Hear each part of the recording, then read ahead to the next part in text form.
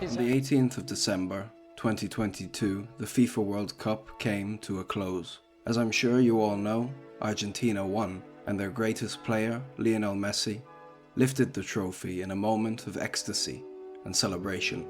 But this image has something unusual about it. Just before the iconic lifting of the trophy, the Emir of host nation Qatar, Tamim bin Hamad Thani, placed a traditional robe on Messi, known as a bisht. Nothing like this had ever happened in any World Cup prior.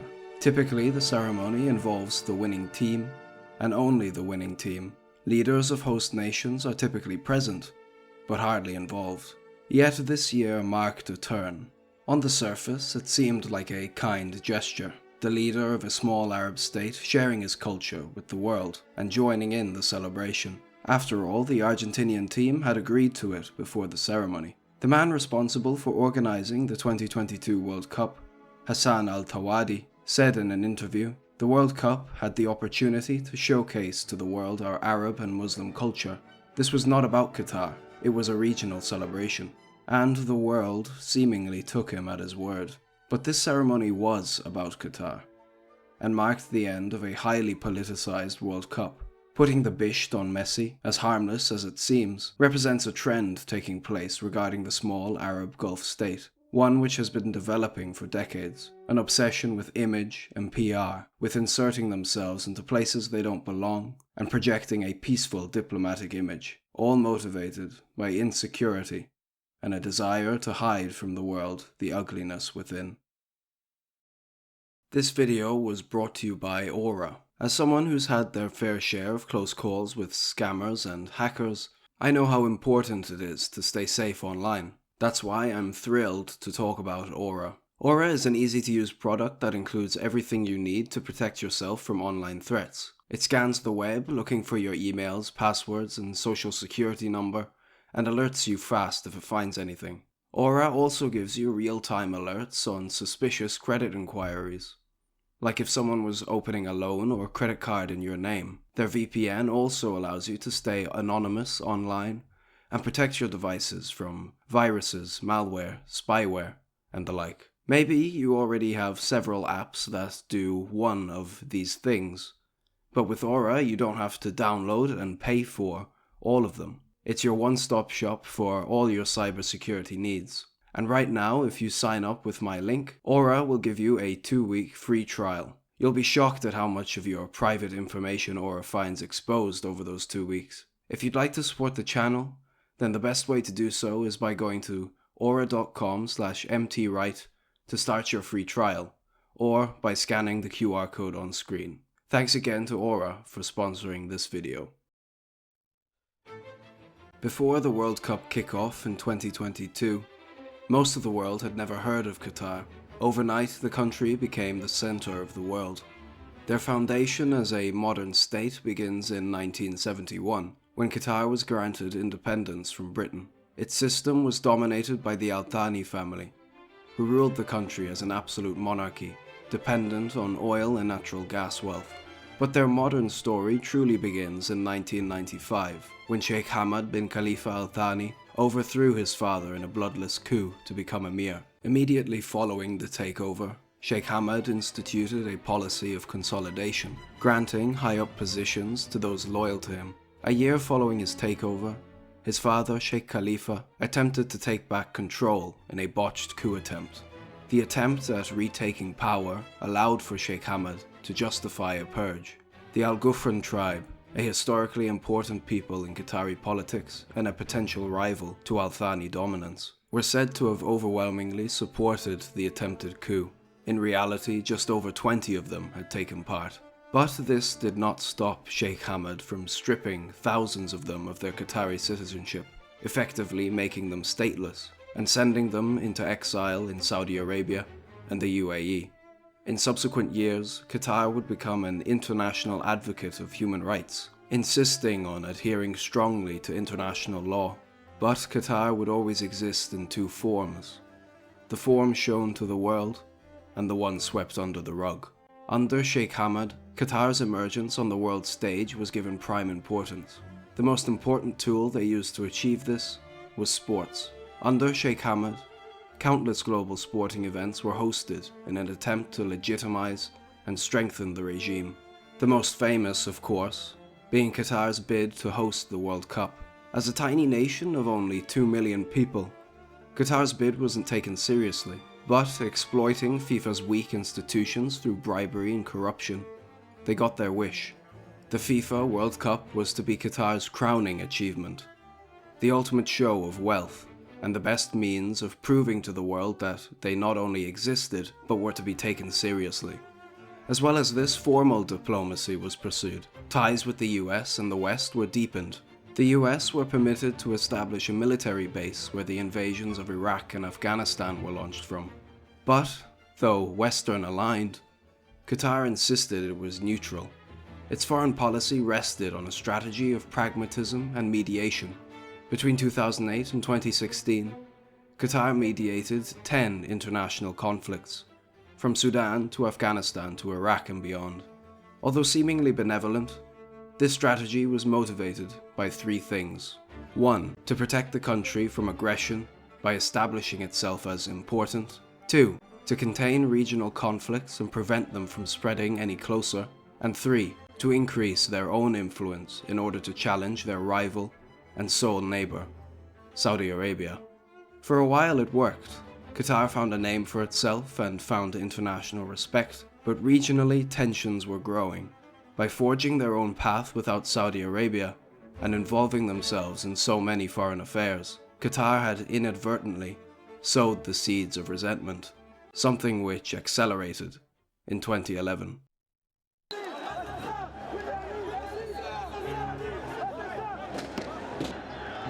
When a Tunisian fruit seller set himself on fire, the Arab world shook. Protests turned to riots, and riots turned to revolution. The Gulf monarchies of Saudi Arabia, Bahrain, and the UAE trembled at what was clearly a direct threat to their rule. But the Al Thanis in Qatar saw an opportunity to spread their influence even further. Material aid flowed from Qatar to rebels all over the Arab world, particularly those in Libya and Syria. For one of the 7 countries in the world that openly admits to being undemocratic, the world was shocked at how much Qatar was supporting and funding pro-democracy forces. But though increasingly assertive, Qatar still attempted to remain pragmatic and attempted to please everyone. While simultaneously supporting the Libyan rebels, officials of the Gaddafi regime were granted refuge. Islamists from the UAE, who were opposed to all the Gulf monarchies, were also granted refuge, as well as members of Egypt's Muslim Brotherhood. The developments during the Arab Spring caused regional tensions to reach their boiling point. Placing themselves in the middle of everything everywhere had allowed them to exist, but it had also angered every single one of their neighbors. In 2017, tensions would reach their crescendo. But first, we have to go back to 2013. Qatar's Emir Sheikh Hamad bin Khalifa Al Thani has informed the ruling family that he intends to hand over power to his son. He's expected to address the nation in a few hours' time. The heir apparent Sheikh Tamim bin Hamad Al Thani will succeed him. In 2013, Sheikh Hamad abdicated the Qatari throne, allowing for the ascension of his 4th-born son Tamim. Sheikh Tamim, following in the footsteps of his father, continued Qatar's pragmatic policies, but at an even more intense pace. A relatively young man, Tamim sought to modernize Qatar and further integrate it within the international world. But the Gulf states had other plans. On the 5th of June 2017, Qatari state media was hacked, and fake statements from Emir Tamim, falsifying an aggressive warmongering position, were broadcast. Though shut down very quickly, Saudi Arabia and the UAE, as if seemingly ready, spread the messages among their populations. Soon after, Saudi Arabia and the UAE enforced a blockade on Qatar, something which was followed by 11 other nations. Qatar was given 10 days to comply with a list of demands. Al Jazeera, Qatar's state media, was to be shut down. Ties with Iran that violated international sanctions were to be downgraded. Turkish forces were to be expelled from their military base in the country. Alleged ties with terrorist organizations were to be severed. Terrorist fugitives were to be handed over. Reparations for any damages resulting from Qatar's foreign policies were to be paid, and Qatar would realign itself entirely with Saudi Arabia. In effect, Qatar was to become a vassal state of Saudi Arabia. The blockading nations, with the support of the Trump administration, seemed to be prepared to go to war. But 10 days passed, no demands were met, and nothing happened. Donald Trump's support for the blockade seemed not to extend past the presidential office, and a day after the blockade was enforced, Turkey committed even more troops to Qatar. It was this Turkish intervention that seemed to be the deciding factor in preventing war. Within Qatar, little changed economically. Shortages were quickly filled by increased trade from Iran and Turkey. Inadvertently, Saudi Arabia turned Qatar from a state reliant on them to one reliant on their rival. But the greatest impact the blockade had was on Qatari society, one still felt to this day. As a nation with a population that is almost 90% immigrants, Qatar never had a strong national identity. But when the country appeared to come under siege, a new identity was born. Nationalism in Qatar boomed, one centered around the charismatic young Emir. Emir Tamim al-Majd was what he began to be called, Tamim the Glorious. Qatari society thus became inseparable from the Emir, and a cult of personality, one which genuinely came from the bottom up, developed, and not only among the nationals. Even the expatriates and immigrants, that is, the ones who were free and wealthy, started to feel a sense of pride about Qatar.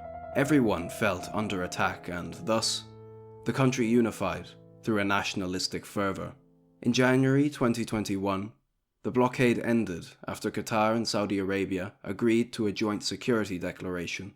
But the mindset that had cultivated never died and carried over into 2022.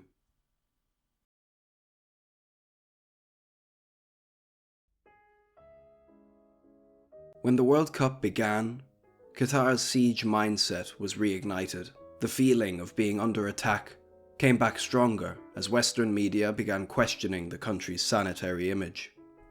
Both Qatari citizens and the immigrant population once again united to denounce what they saw as an unjustified media attack.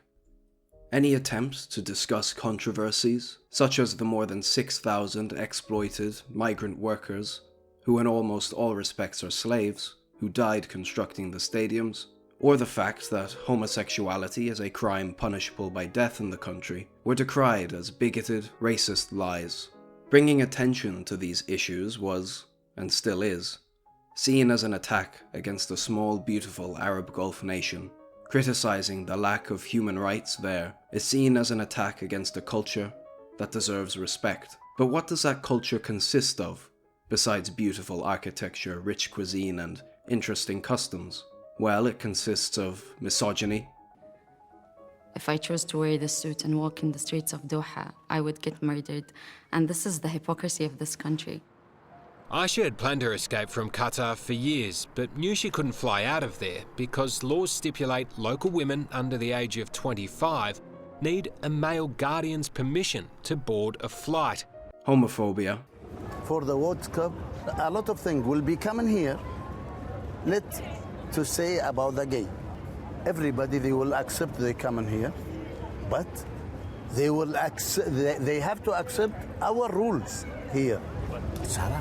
Because why is haram? I am not one big Muslim, but it's haram. Why? Because it's damaging the mind. Racism and slavery. He talks, he say, I'm a boss, so you can do anything you want to do. So he came from far to work, but we get nothing, my friend, you know? So we try to speak with our boys. If there is release, he say, no release here.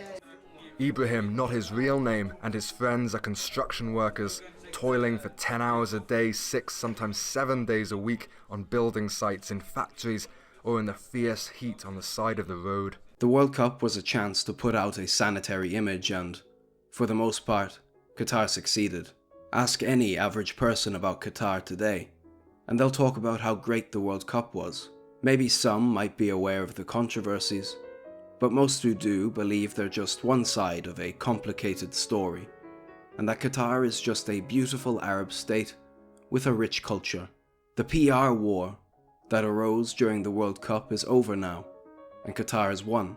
The hearts and minds of most of the world were won over, and through vast oil and gas wealth, Qatar will continue to flourish at the expense of so many. But it's never too late to speak out against their injustices. Being aware of the ugliness present within the Emirate of Qatar is the first step towards allowing human rights to prevail.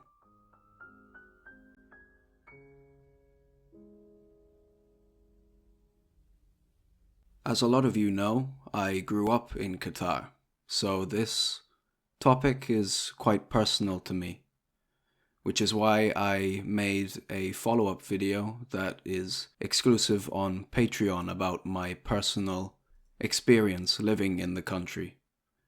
So if you're interested in that, then head on over, subscribe to my Patreon for any amount, and you can watch it there.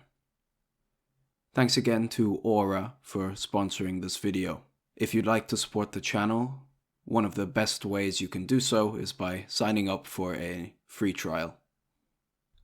This video was also brought to you by the incredible people over on Patreon.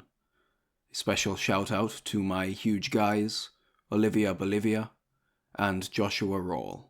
If you enjoyed the video, like and subscribe for more, and I will see you all again in the next video very, very soon.